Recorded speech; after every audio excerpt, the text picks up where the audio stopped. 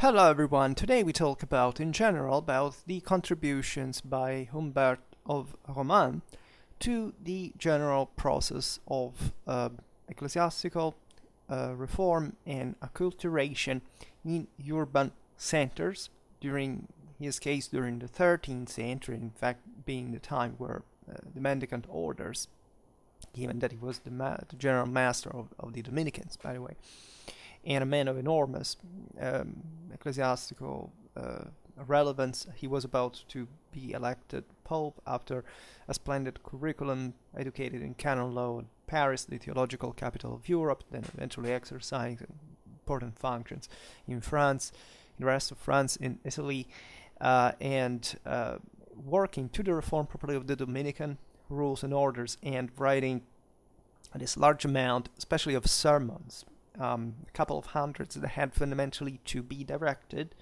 as we'll see now, to all the possible social situations, let's say, and in order to regulate what, in fact, the spiritual needs of the time had been spreading as a manifestations of one's religious beliefs and forms of, in fact, of expression in Western Europe. And so we are exactly in the century. Let's say Humbert of Romans is already, let's say, a bit. He was still a kid while the church was operating the integration of the Pauperistic-evangelical movement. So he is the man of the hour, instead of in the moment of greatest glory, right, of universalism in the France of Louis IX. Right, so when he also worked, so we're talking of a great phase, as you know, of expansion.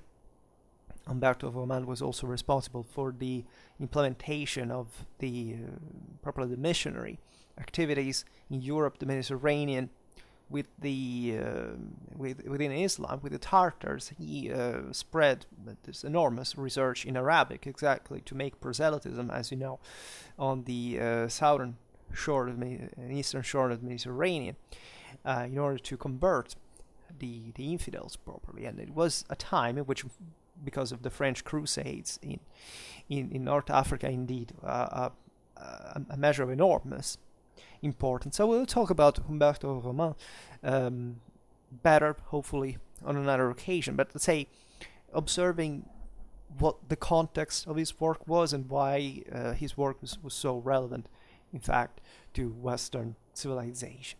So, as we have touched, generally speaking, a lot of times, you go respectively in medieval society and medieval Christianity playlists, in fact, the great socio-economical change occurring between the 12th and the 13th century in Europe, especially in the cities, then all the aforementioned process of integration of the Pauperistic-evangelical movements in parallel with the suppression of the heretical movements, in fact, the Dominicans being kind of the most educated, properly created to counter heresy, to counter the Cathars, whereas the Franciscans would eventually just become a copy of them. Organizationally speaking, they stem from, say, instead more the ideal of poverty and this kind of more heterodox, but still, controlled form of spiritual expression within the Roman Church. So we know about the social mobility that accompanied the economical expansion of Western Europe, that solicited the definition also on the cultural level of new forces. So there was probably a research of one's identity, right, at many levels of the community. Definitely nor a linear nor an homogeneous process, but that was all the more evident, especially within the eminent urban classes that serve themselves from the top of their power, previous traditions, for sure, and they still opening to multiple stimuli, let's say, exteriorly. So think, for example, about the importance, the presence in the cities of an intellectual class of judges, of notaries, not only for the contribution offered to the translation, let's say, into specific institutional schemes of the unitary orientation of the citizenship, right? Like in the city-states.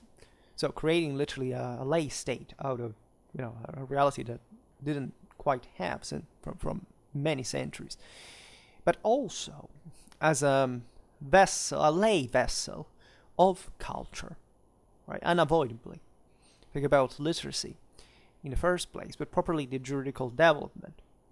And this was evident in the contribution to the school institutions that up to the High Middle Ages had remained largely, in fact, ecclesiastical. Now we're spreading at a lay level. Think about the universities in the cities, because that was the main center.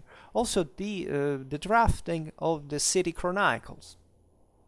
So the properly a take on the past and on history, with a narrative that surely contributed, for example, to the formation of the municipal patriotism. In turn, this was really often a decisive turn in many realities. These were the centuries of the clash of the Lombard League against the Holy Roman Emperor. So was that Lombard League, it was backed by the church. So, and say a certain counter-lay Ghibelline culture that in part was the one that had revived Roman law in favor of the Germanic emperors, and so a clash that we've seen very often as properly passing through these main centers, the urban centers, that in European history had never seen objectively such, qualitatively speaking, such a development. Right, the Roman world was naturally larger in scale, at least in certain instances, but because in relative terms may even be true considering especially the endemic concentration of medieval cities and what was happening in fact in them, and in fact the gluing force that was reflected also in the aforementioned dynamics. But the single fact urban development also in this sense, it also had a political religious ground was enormous. And things were not easy because the clash involved everybody. In fact, within the same cities, maybe even the same ones that had fought against the emperor, but there had already been, as a matter of fact, a fracture between the church and the ruling classes. This happened in many cities, right? Think about Italian communes is the greatest example, where basically the commune itself was born as a sort of agent that was acting on behalf of the episcopal power in the city and its district. And the aforementioned recovery of Roman law was going in parallel with the development of canon law. We've seen it many times. And many of the aforementioned judges and notaries, etc., were historically coming also as laymen, probably from the episcopal administration very often, because that was the center of power. And before universities were born, and essentially it was the cathedral school that also accepted laymen, because the bishops needed that form of expertise. So that's where it all overlaps with the investiture struggle. We made a couple of videos on the Pateria, and so this complicated protest that laid at base of the clashes between papacy and empire, but that also was putting on the four instances of religious reform, of sometimes even a class struggle, but principally of also necessity of autonomization from universal powers, of the growth of the centers, the Milan in that case. Now, so these contrasts were naturally interested, right? We're talking about who would actually rule in the place. So cities, as we know, in the post-Roman world and beyond at this point, were the ecclesiastical center of power. And de facto the real, at this point, center of power. We're talking about a very broad institution. I mean, think just about the diocese per se and all what it means in the broader administration, the cathedral chapters, but also monastic and canonic institutions.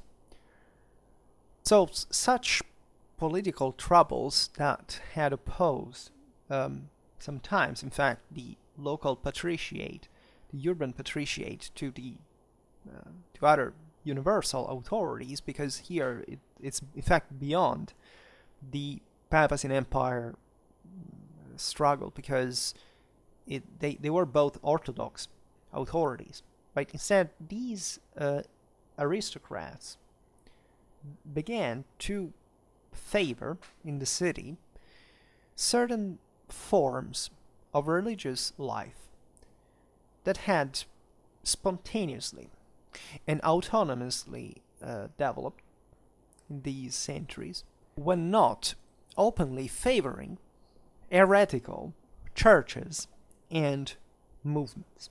This is particularly evident in Occitania, in the cities of the County of Toulouse, but you know that the older movements, we're mentioning the Pataria, but also the Valdensians, the hot areas were in fact southern France, northern Italy, the Rhineland. So those places were, and others also, of course, that however were the more urbanized, more developed. So were the moral, material resources, by the way, were booming in a world where the structure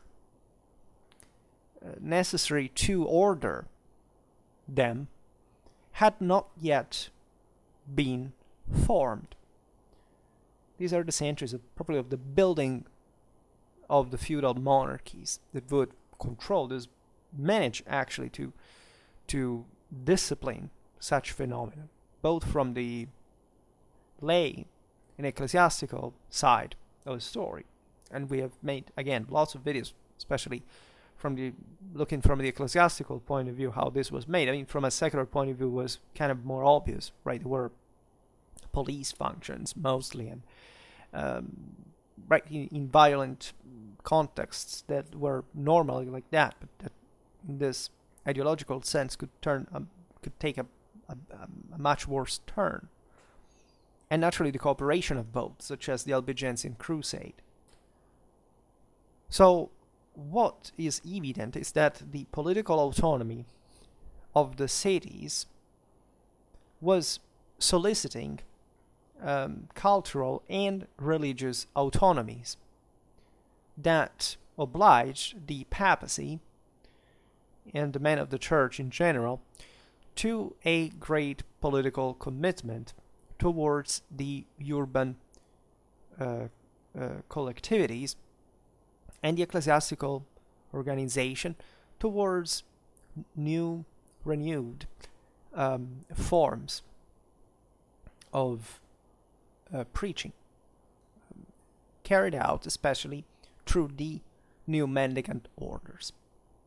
So this is familiar to us. We have seen how the Cathars basically established a copy of the Roman Church in everything, in all its institutions, including, the Inquisition, everything. So it was not really at all like later ideologues have wanted to see, like a struggle for free thinking, or as if these people were kind of the great poor, intelligent individuals of medieval Europe oppressed by the obscurantism of the church. As a matter of fact, it was quite the other way around. These were savagely repressive and bigoted movements, as all the most the spiritual life was by some degree at the time. But they were dangerous enough because they were essentially trying to make crumble the universal order per se. That the church instead stimulated a very intelligent and, in fact, scientific-based response scholastics, Aristotelianism, etc., to counter effectively in ways that are definitely underrated. Also, by the measure, in fact, they involve the cooperation with the secular elite and the general temper of the elite in general, because the Romano-Germanic world had definitely brought the same Christendom to a renovation that is evident in a spiritual sense, that was really based on the older Indo-European hierarchic principles, and that is to be observed in every field at the time, from art, and these movements were more like the Chthonic Dionysian element of the masses, of the urban collectivities, but also naturally of the broader masses for example, I mean the peasantry I'm talking about, given that, as we will see now, these cities also controlled the countryside. So it's not that the city per se was a hotbed of heretics, right? There were pretty good, sound, orthodox people all over urban cities, and mostly they would rule them, as a matter of fact, also because the city had very often an international reputation. So they would rather tolerate a certain movement to boost autonomization, but still presenting, a legitimate face. So it's a complex issue, and that's why, they didn't start destroying cities for that matter, but simply eliminating from them those tendencies that seem quite, in fact, and rightly so, quite disturbing in that perspective, right? Examples like the Albigensian Crusade, which is not just a religious thing, of course, it's a political one, because as they wanted to elude the Roman Church, they wanted to elude the Kingdom of France, right? And there were other Catholic powers that were backing them, by the way. So religious issue is always also of relative order in the complexity of that system, but still, of course, important and fundamental at the same time.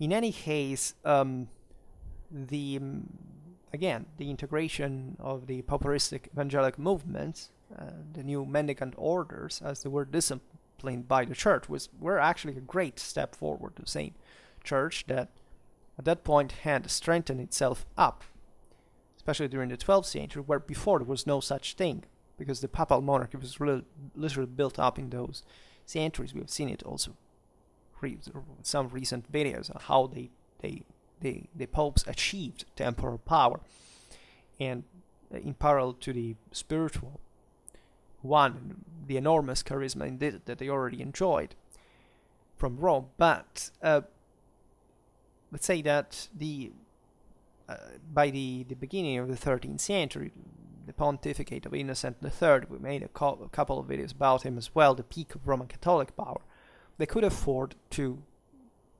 as properly as an authority, to keep under the church's wing more heterodox movements, such as, in fact, just the Franciscans would become the most famous in this regard, to win over those same masses that, after all, were in large part also misguided, because, of course, some, the cadres, their organization, whatever, could have some form of higher education, but, we don't have to expect a theological understanding from the peasantry or from the urban masses of, salaried workers, etc. As always, these were instruments in the history of mankind, generally, of the higher powers, higher forces, and the church successfully managed to win them over and to produce, of course, this space for them, right, spiritually, as an autonomy to leave this new form of expression, not this rigid separation, for example, between the clergy and the people, but something in between. We made a video about the Beguines, the humiliated, etc. as well. If you go in the medieval Christianity playlist, you find everything. In any case, this was a huge opportunity, especially for the Dominicans, for the preaching friars, that, as we were saying before, were a religious order born at the principle of the 13th century, on the wake, essentially, of this ecclesiastical integration of certain itinerant, in fact, mendicant movements to instruct them in countering heresy from their same standpoint, from the squares, right, from the streets, where in these cities the Cathars preach in that regard. In order to carry out in a preferential way, in fact, their own apostolate in the urban centers. And that's where Humbert of Romans comes to the fore, because, as we've seen, he was the general master of the order shortly after the mid-13th century.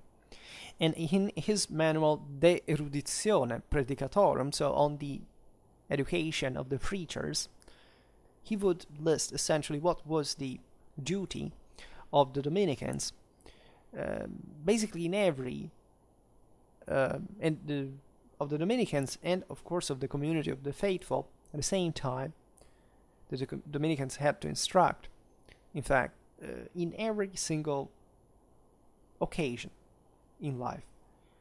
So urban preaching, besides being quantitatively more effective and qualitatively more necessary, because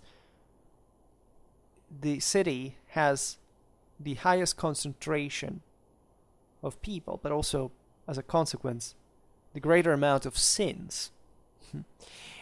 It has effects not just limited to the area directly involved in the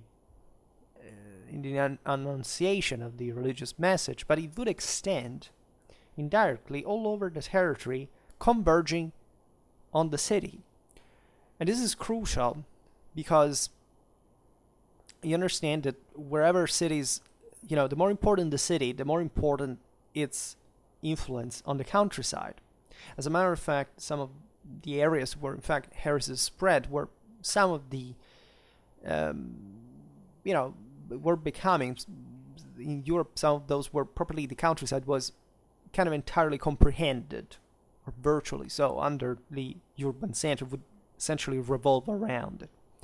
Something that in the early medieval times, where all this economic demographic revival had occurred, fundamentally was not present, because there was not enough surplus. People would concentrate less wealth, and so population also was more scattered, and generally speaking, they wouldn't have much time to dedicate to heresy in practice, nor actually the church ever cared if, in the country people still had some kind of heterodox tradition, because simply there was no competition from the side of the peasantry on any level with the secular and ecclesiastical authorities. And of course, the city as the theater of such missionary activity is crucial, because the city, in fact, is in a way the same place from which the instruments to counter heresy had formed at the same time, right? As we were saying before, it was the cities that had produced the universities and the highest secular and ecclesiastical culture. And so all essentially the philosophical, scientific tools, even just to debate, for example, which with scholastic would reach the peak, and also in fact in an anti-heretical fashion, given that heresy was also especially driven by a sort of Neoplatonic drive, as opposed eventually to Aristotelianism that was kind of more scientific based. So the shift there is really relevant, because it's kind of from a shift from mysticism, and that is much more easily criticizable in many ways, to actually rational debate, which is definitely very challenging. So we could digress on this, because of course there were many practices. I made a video, I think it was last autumn, on the nature of Catharism, that shows you disturbingly clear way how much of those movements are actually the same things throughout all history. They match with communism, they match even with veganism. You think I'm kidding, it's actually what the Cathars prescribed. and in a fanatic, radical way. So these are movements actually that stem in an anti-light kind of fashion towards the Dionysian in every single historical time, that are always there, where or not, as much as the light and the order and reason is. So that's really the struggle, how you could picture it. So in those countries where the city was not just the only true one, there were many other towns around. The lesser localities that are around the main center would simply conform to the city rather than the contrary, of course. And because of this, the consequence of preaching and its fruits that happen in the main center, in the city proper, in the civitas, is transmitted to these lesser centers rather than the contrary. So you understand why it was so important to win over the big center, because this could easily spread the ideas in the lesser areas. And this sense of hierarchy, right, of universitas, but also meant in an ensemble, right, in a comprehensive system of a world with authorities, etc., would naturally bring from a movement from up to down. And this was in many ways the achievement of the universal disciplining that the papacy and the secular authorities had achieved, and were achieving exactly in these centuries. This is the peak of feudalism, feudal monarchies. So, and this is most evident in countries like France, right? But also the victory over heresy in more polycentric areas like Italy. It's really relevant as well, because it shows that it works everywhere, and it reinforces further the, in fact, universal power of the time. It was mostly at this point shifting from, Germany to actually to France in a secular way, still, however, in the latter in cooperation with the papacy, accompanied by a level of statal and bureaucratic development that was unprecedented in Latin Germanic Europe. The cities, thus, are capable to influence effectively the surrounding territory. And the expression of Humbert of Romans, while suggesting a cultural flow from the city towards the external, doesn't, however, still seem to exclude the possibility of an inverted movement, even though, indeed, with a remarkably lesser incidence. And this is possible in both ways, in both the situations, meaning that, indeed, the country, as we were saying before, was still the seat of some beliefs that could, be more, say, predisposing more the same peasantry, and was fundamentally ignorant to this kind of heretical preaching, and fueling it by a certain degree.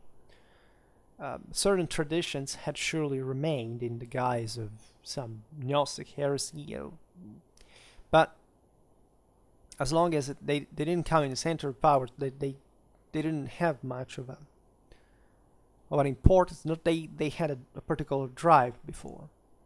So that's where the resources are also to be understood, because naturally great part of medieval urban development is owed not to, and demographically, to, people, copulating like rabbits and filling the space within the city gate.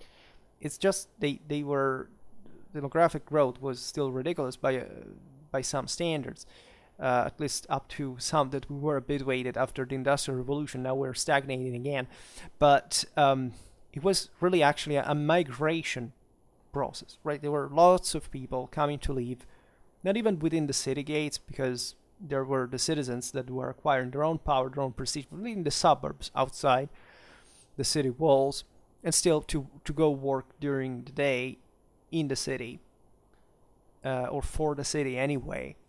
So it's obvious that aforementioned kind of fourth estate element that were probably the heretics made most of their had most of their grip, at least in terms of mass, because as we have seen, the elites still were responsible for managing this, but instrumentally, and the elites are narrow by definition, quantitatively speaking, demographically speaking, meant there could be some kind of, let's say, exploitation of such migratory movements. And again, it's not very different from what happened later on. Think about communism in the cities in the 19th and the 20th century, when the peasants began to go live in the city to work. Right? These people were literally, just ignorant, very often even without illiterate. I mean, it was very easy to indoctrinate into things like Marxism, etc. Because of course, what's the intellectual resistance of a peasant, right? It's very, and so to radicalize them, ideologize them, and all these things. And so, but the same thing had happened, because by the way, it was all an hypocrisy in many ways. They preached fasting, all these things, but the elites were also some kind of, some kind of rich, and they're very similar things to modern psychosis among the overly abundant realities that diverge without, in fact, sticking to authority and tradition and reason and order, discipline, bring to the fore, right? So again, these are things that have always been happening over and over again. And it's in those big movements of growth that it's difficult eventually to maintain a grip. In a way, we are living that moment exactly now, because we've been growing so much that we haven't disciplined the mass yet, right? And hopefully we'll bring the mass again to form again, to bring form in the substance again, to stratify, to order, to discipline, to destine, right? And to create a more functional community.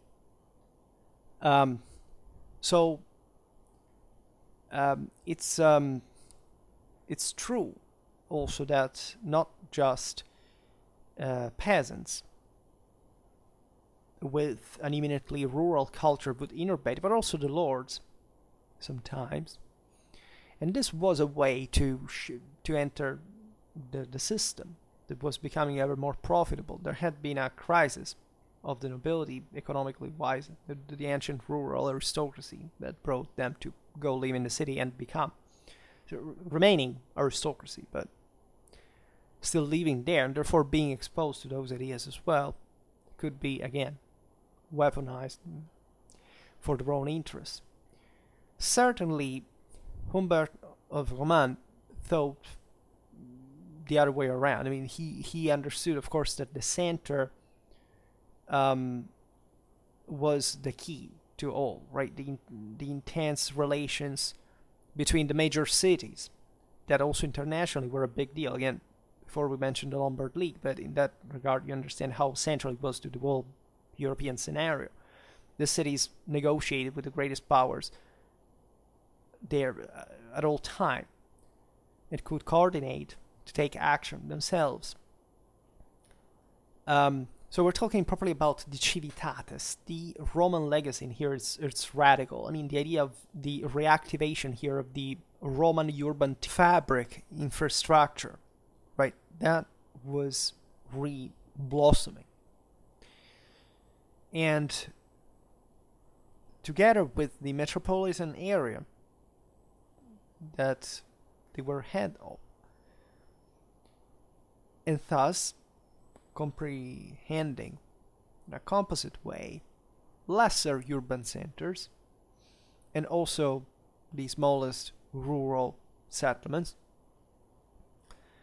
in a phase that was still actually achieving the city cultural hegemony on its own district, right? This had been kind of started especially in Lombardy in the beginning of the 12th century, but fundamentally by the 13th this was becoming normalized, at least again in Italy, in communal Italy, and meaning that there was properly a state that was taking over the countryside and governing it directly, not with just much of the centralized means or media in that regard. It was never okay in pre-industrial times you had full control, but this, for example, wouldn't happen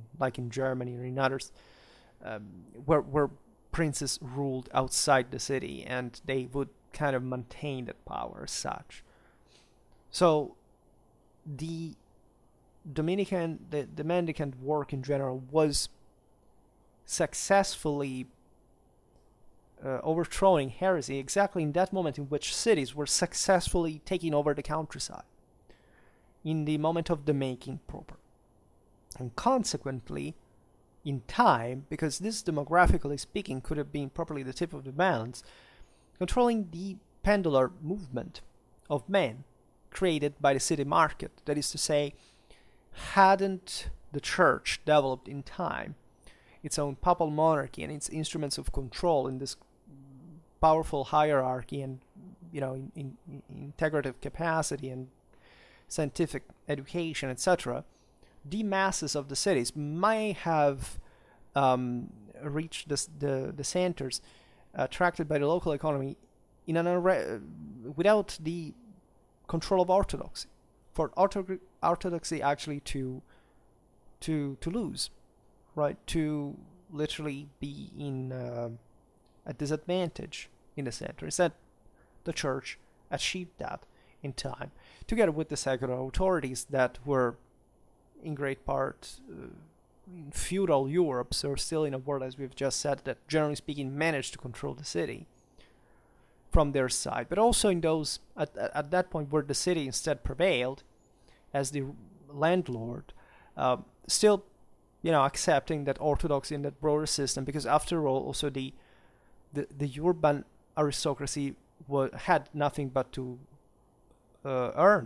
gain from successful international cooperation, especially considering that trade was literally hubbed in these cities. So internationally speaking, becoming the center of the hotbed of heretical rebellion against the universal order in the moment of triumph of feudalism and of the Roman Church would have been kind of a bad idea for business and general stability in the first place. So yeah, I guess this is a really important chapter that we rarely consider in these terms, but it's really important also from a socio-economical point of view to observe how much, of course, the ideology is connected.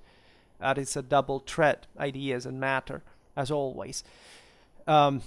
Ideas being a bit more important, but still being driven by a context, by an availability of possibilities of opportunities. And again, if the more one studies the achievements of the Roman Church between the 12th and the 13th century, and in parallel the ones of the secular authorities in Europe, realizes, especially in Western Europe, how extraordinary this achievement really was. Because literally up to the century before, there was nothing to keep all those enormous resources together. Western Europe literally boomed at that time in unprecedented ways. I think in unknown ways in the history of mankind, like in relative terms.